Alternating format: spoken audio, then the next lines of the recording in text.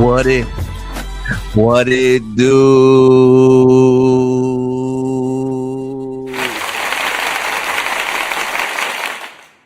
Thank you for another edition of King Crowder's Tape. You could be anywhere on the planet, but you chose to rock it here and be with me. Back again for another informational take that I need to speak on. This one is titled Foundational Black Americans Have No Culture. I heard something this weekend that was told to me that you niggas have no culture. You have no business. What do you stand for? What do the black people in this country have to offer and provide? I was shocked, puzzled, appalled, couldn't believe it. But most importantly, what I do when I hear something, I respond. And this is my response session to anybody on any time you ever hear this slogan. Black people in this country have no culture. I'm going to give you the 15 things that most people don't even think about that blacks, Americans are responsible for.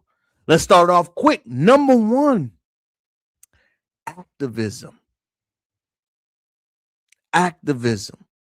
Activism is something that we define, we stand on, we recreate, we build, we believe in, we cultivate. It's in our spirit. Activism is something through all our United States and Black American history. Do you know we are the face of it? We are the foundation of it. We set the blueprint, we set the tone, and nothing that is not innovated or used by us that is an activist standards ever pops.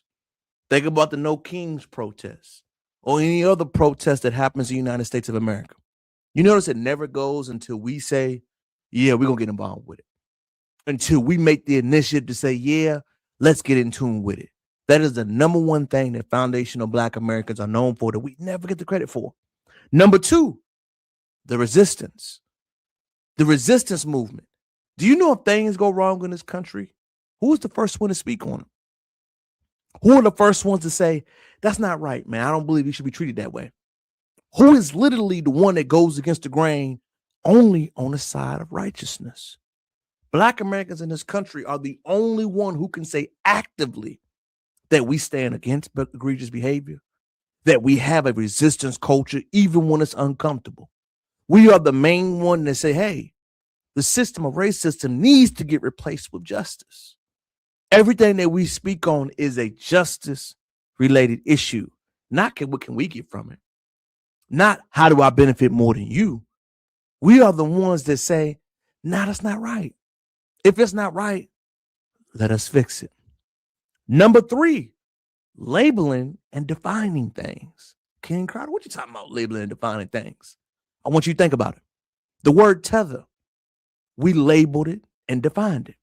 The word swagger, we labeled and defined it. The word Sambo, we labeled and defined it. The word bling bling, we labeled and defined it. What do I mean is that there's no other cultures in the world that does these type of things. We make sure that we use words that we can identify, that we can target quickly to define it. If I say that person has tetherish behavior, you already know it means international Sambo.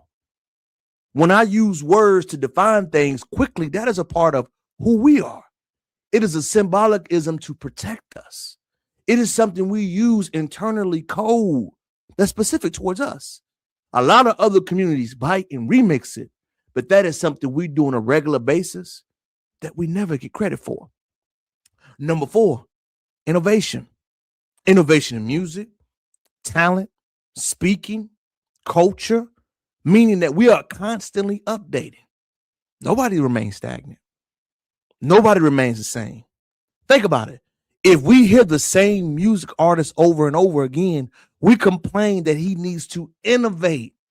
When somebody says you sound the same, that is another word for innovation. You must evolve. You must build. You must develop. Our system is hardwired that way. Black culture in America is strictly in love with innovations. Think about it. We say it so much, it's kind of like, man, it don't sound like it, but no. Innovation is something we strongly believe and support. Number 5, scholarship. That means you must be real research. You must know what you're talking about.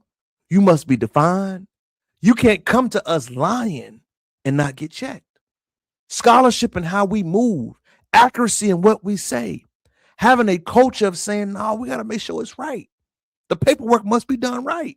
The hair must be cut right. The skills must be done right. You can't come around us giving half effort. The support, the other stuff that we need, you must be a master in your profession. We don't let lightweights do. We don't let people that don't put the hours in and the work and half-ass work. That's not a part of who we are. In Black culture, we love master skills people. We love master skills who put the work in that we could observe and see it. That is something internally in our culture that we ride and rock for. Number 6, spirit and energy.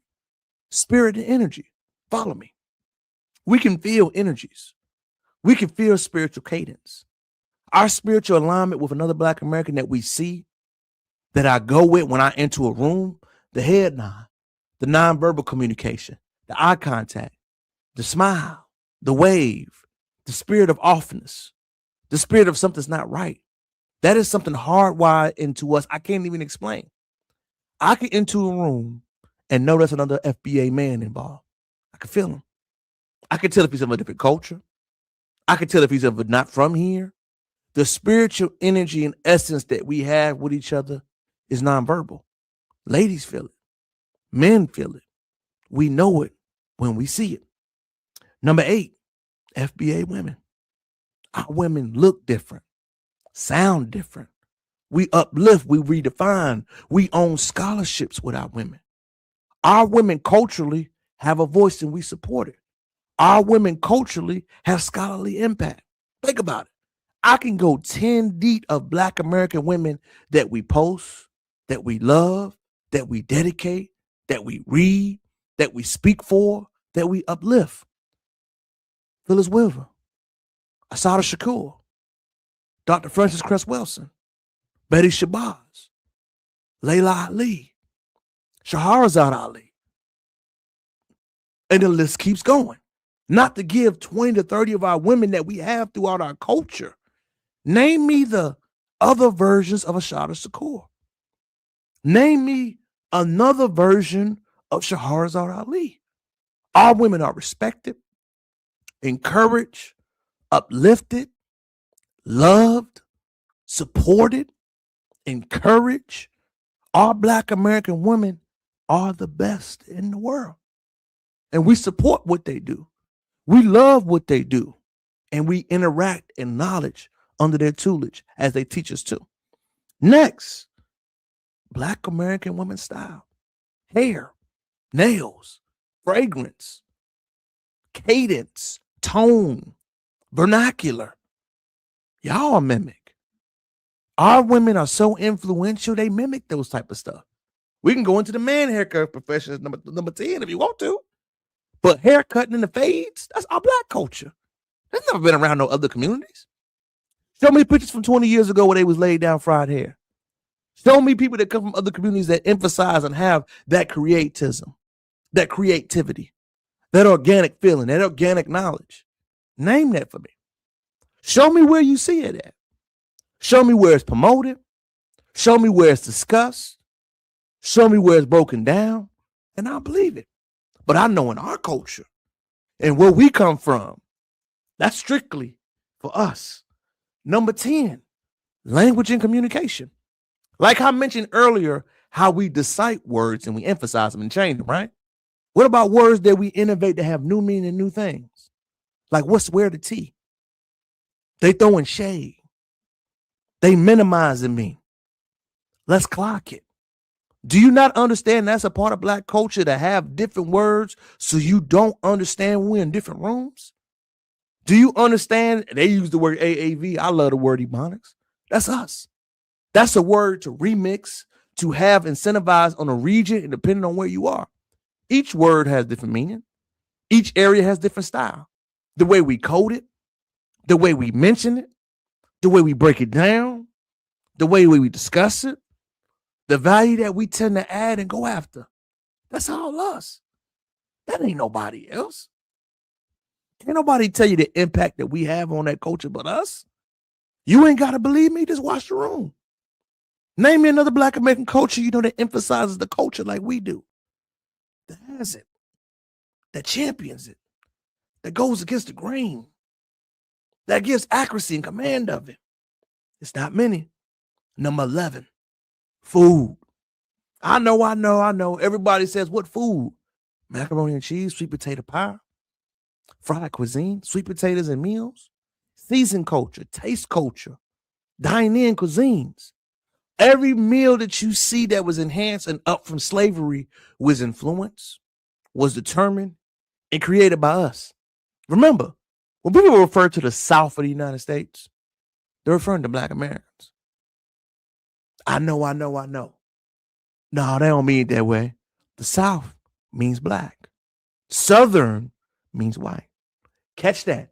We refer to the heart of the South, the food of the South. It is all Black American cuisine, nationality, energy, feelings.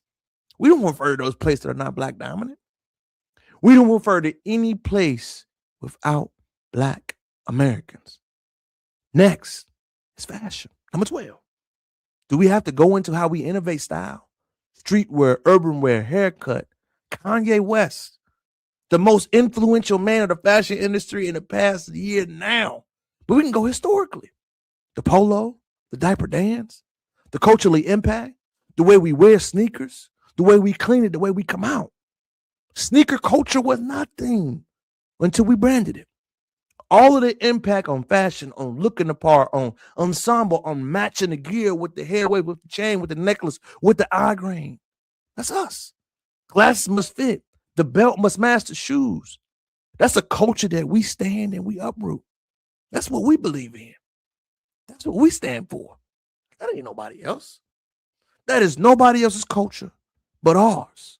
The fashion style, the tone, the preference, the colors, the matching. That's all FBA presence. That's all it is.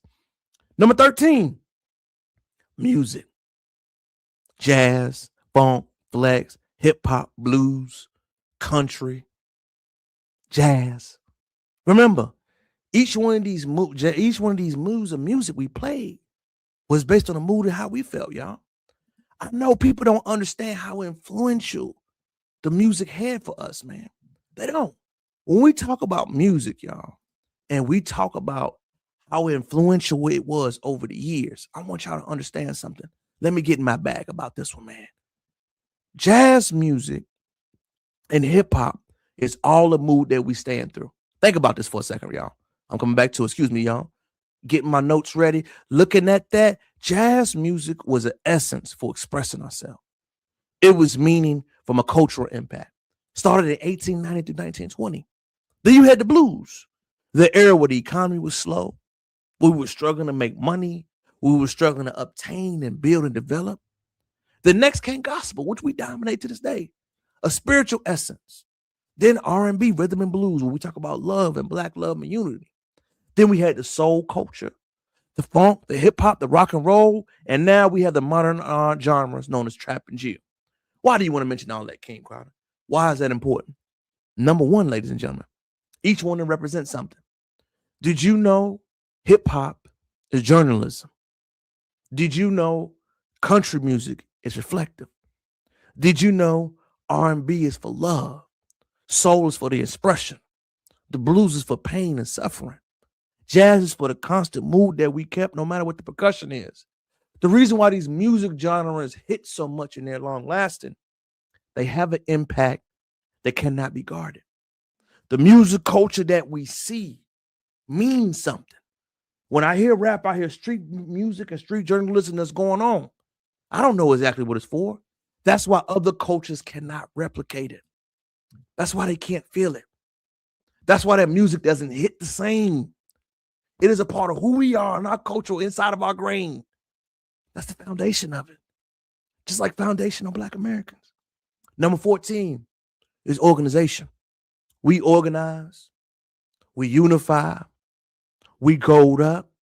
We have a code of ethics.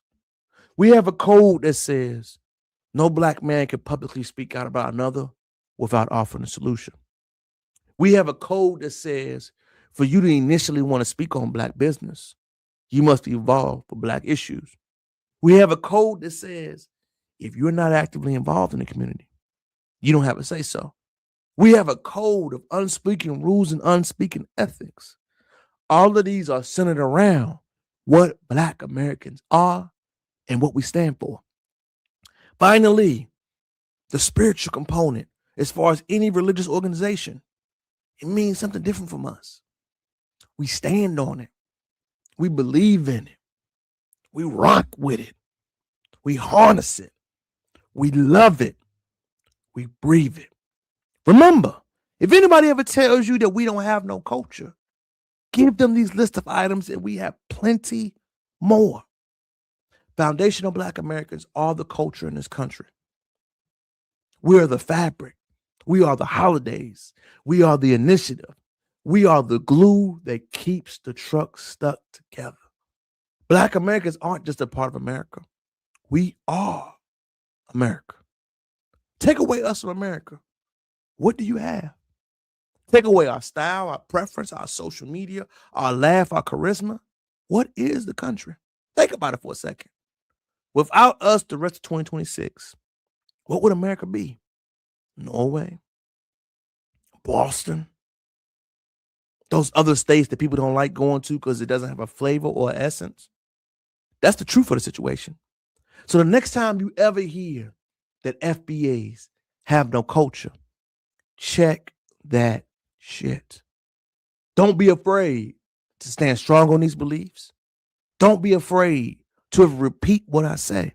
Remember, activism, resistance, labeling, innovation, scholarship, spirit, sports, domination, FBA women, FBA woman style, language, food, special, music, sports, organization, and spirituality. That is our culture. That is FBAs, what we believe in. Nextly, the delineation movement is working so well that we even see white folk having their own version of it.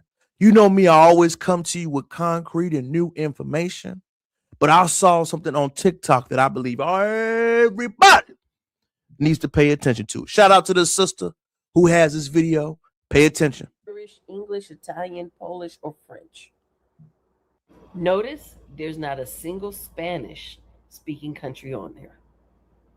This means everyone who was used to marking white with Latino or Hispanic background, baby, that option is going away. If you are not one of these, you're not going to be considered white, which means you're going to be othered. Whatever safe space you thought you had, it's gone. We literally told you, don't let this dog off of its leash. Not only did you say, nah, it'll only bite you, you also opened up the gate. This is on the FAFSA application. It's going to be on all applications soon.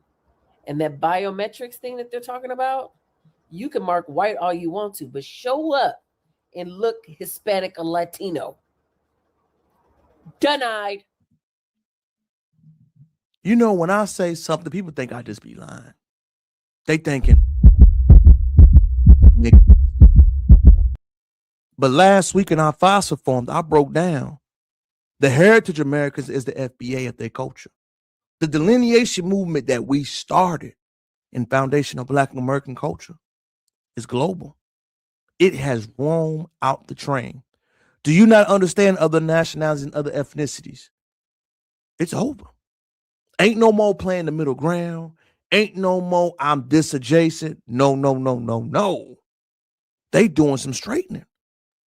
If you didn't know, Heritage Americans, applications, words, sayings, background, ethnicities, there is a clear lining on what's going to be accepted. You ain't got to feel it. You ain't got to be scared. All I ask you to do is be prepared. I'm preparing you for what's going to happen. Look at the documentation. It is a foreshadowing on what the future is going to behold. College applications, employment records, birth certificates, all of the above. There is no more plan. There is no more middle ground. Delineation is around. It's around all cultures, all movements, and all ethnicities. Remember, delineation is an effort to separate and do straightening. What do I mean by that, King Crowder? I mean that I want to make sure the record books are filed correctly. Because when money is being sent out, when stats are being defined, when issues need to be overly corrected, they follow our lead in our culture. Delineation is making sure that we get everything right and adjacent. And everybody that played that middle ground, you know who you are. There is no more middle ground. You may not see it, but in real time, they're removing our barriers, and they're going back to the 1950s. When you hear them speak all the time, y'all, I want you to know something. What was the prime time for heritage Americans and most of them thinking? It was the 1950s. That's when America was great. That's when America was at its best. And who was here when America was at its best? White and black. Remember that, ladies and gentlemen. I'm not here to scare you, but I just want to tell you the temperature of the news. So when we follow information and we stay up to date and current on things, this documentation we can't ignore. You got to see it. You got to speak it. And you got to be able to watch it. Because right now, America's going through a change. Change is scary for everybody. But not knowing is even scarier. Prepare yourself. Prepare your families. And tell them now, moving forward, Gen Alpha, delineation among your culture is strong. The job market, the social market, the dating market, the belief system, the hiring practices is going back to how our ancestors were. What's the solution, King Crowder? I know you're trying to scare us. The solution is we really have to go back to leaning on each other. Delineation is going to open our eyes up to that. You only have a version to be scared of if you are not willing to accept what you have to do. The cultural norms, the cultural thinkings, the thought process, the belief system is gone. We have to update, pivot, and adjust right now. So all I want to do is, y'all, put out in the lexicon. Delineation movement is here to stay, and FBA culture will lead the way. Thank you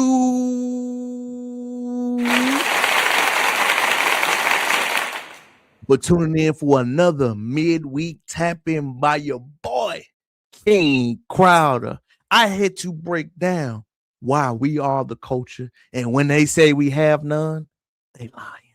We also had to break down how delineation movement is hitting all cultures and all of us around. Why is this important? Why do I want to speak quickly? Because I want all of us to be safe, man. Remember, this movement is just getting started. Follow the code, follow the ethics, and most importantly, protect yourself. So as I get ready to close my live, man, I want to thank you for tuning in with me for another midweek tap-in. I will see you again live and direct for our long show on Sunday. Thank all my new subscribers for tapping in with you, and welcome to the Crowder Gang. If you did not know, I have a raffle going on right now. Check my socials, watch my playlist, and you can qualify for the 350 drawing. I'm doing all this, y'all, now because I got Baby Crowder on the way. Baby Crowder on the way. Another addition to the Crowder Gang will be here in May. So I want to make sure I show the love before we really get ready and take off on this thing. Share the live, comment, like, and subscribe to the channel. Tell me what you learned, and most importantly, keep chiming in with me. Thank you for everybody that showed up on our previous Sunday. We broke milestones and we broke records. I want to break some more.